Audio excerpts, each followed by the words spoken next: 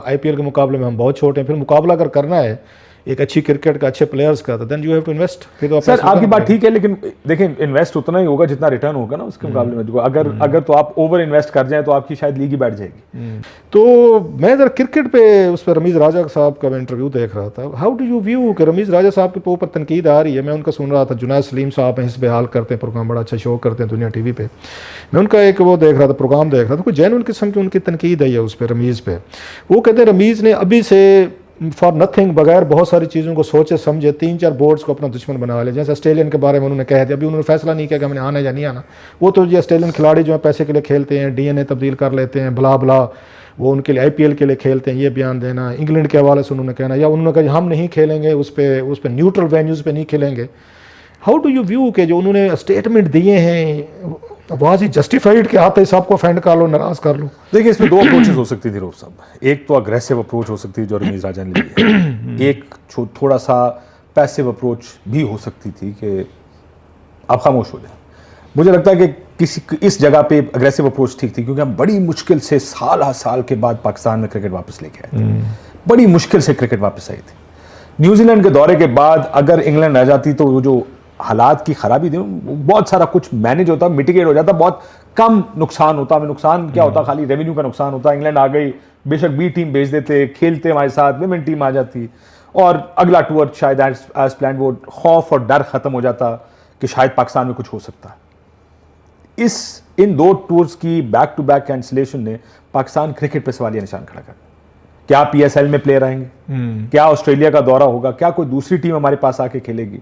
अभी आपके पास दो रास्ते हैं। मेरा ख्याल है अग्रेसिव अप्रोच ठीक थी, लेकिन ये बयान शायद नहीं देना चाहिए था कि हम न्यूट्रल वेन्यूज पे नहीं खेलें। देखिए let's assume worst case scenario ये है, लेकिन चले इससे पीछे भी हटा जा सकता है, यूटर्न तो हो ही सकता।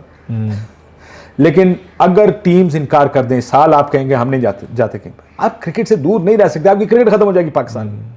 आपने अपनी क्रिकेट को सस्टेन कैसे किया? दुबई, शारजा, अबू धाबी जाके क्रिकेट बची रही, क्रिकेट चलती रही। हालांकि हमारा डोमेस्टिक सीरीज नहीं थी डोमेस्टिक क्रिकेट हो रही थी, प्लेयर्स खेल रहे थे, प्लेयर्स को चांस मिला। आप क्रिकेट खेलना छोड़ नहीं सकते, वरना आपकी क्रिकेट खत्म हो जाएगी पाकिस्तान में। सो इस बयान को थोड़ा सा दोबारा रीथिंक करने की जरूरत है कि हम अब एक दफा बोल दिया, दोबारा इसको बार बार रिपीट करने की जरूरत नहीं। Let's see how it goes. पहला हर्डल वर्ल्ड कप का, फिर देखते हैं कि कोई और टीम सीरीज खेलने आती है या इनकार कर दी। लेकिन जो ऑस्ट्रेलियंस के बारे में कहा, प्लेयर्स के बारे में Ramiz Raja particularly coming from the chairman cricket board के, पैसे के लिए खेलते हैं। पैसे के लिए तो हर कोई खेलता है, कौन नहीं खेलता? पाकिस्तानी प्लेयर्स भी खेलते हैं, पैसे के लिए खेलते हैं, तनख्वाहों वगैरह के लिए। ठीक है, पैशन भी होता होगा। फिर डीएनए की बात करनी, आईपीएल की बात करनी कि आईपीएल की वजह से इंडियन कोई इसमें कनेक्शन होगा या वो चीज़ है। वाज ही जस्टिफाइड कि अभी ऑस्ट्रेलिया ने फैसला नहीं किया, अभी उनकी तरफ से हमें कम्युनिकेशन नहीं हुई, अभी दूर पड़ा हुआ है थोड़ा सा दौरा, उनके प्लेयर्स पे जाती इस तरह के उन्होंने आईपीएल खेलनी थी। बहुत से टूर्स डेरिल स्टेन आज से कुछ अर्सा पहले इस तरह का बयान दे चुके हैं।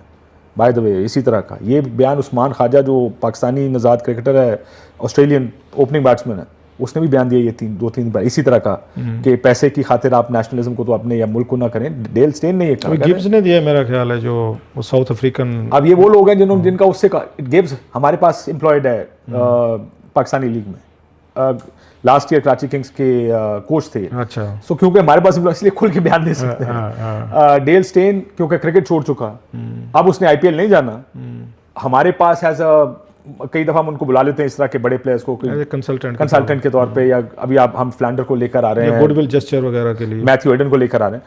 सो इस वजह से उनका अब डर खौफ नहीं आईपीएल के खिलाफ बात करने। आईपीएल इस बहुत बड़ा ब्रांड है। ये कह रहे हैं कि हमें हमारे बोर्ड को फिर ये पैसा जो है इसी तरीके का, तो इंटरनेशनल प्लेयर्स में फिर आपको इन्वेस्टमेंट करनी चाहिए। आपको अपनी it's all about money, if it's all about money, तो फिर अगर आप भी पैसा लगाएं तो फिर कहेंगे हम आईपीएल के मुकाबले में हम बहुत छोटे हैं। फिर मुकाबला अगर करना है एक अच्छी क्रिकेट का, अच्छे प्लेयर्स का, तो then you have to invest. फिर तो सर आपकी बात ठीक है, लेकिन देखिए इन्वेस्ट उतना ही होगा जितना रिटर्न होगा ना उसके मुकाबले में।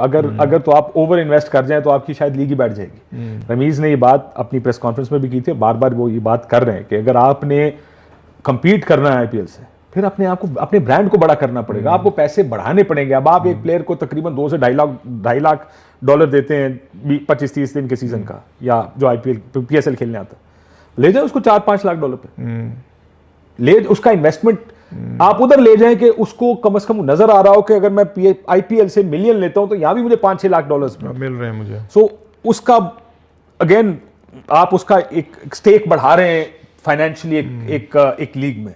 अगर 1.5-2 लाख डॉलर आप देते हैं, वो देता है, और हम प्लैटिनम प्लेयर्स को 2-2.5 लाख 2.5 लाख डॉलर देते हैं, जो गोल्ड प्लेयर है वो भी इंटरनेशनल प्लेयर ही है, उसको हम 160, 170, 180 के करीब देते हैं। अब मेरा फिगर्स को आगे पीछे हो सकता है, बट रफली यही नंबर्स। आपको अपनी इन्वेस्टमेंट बढ़ानी पड़ेगी।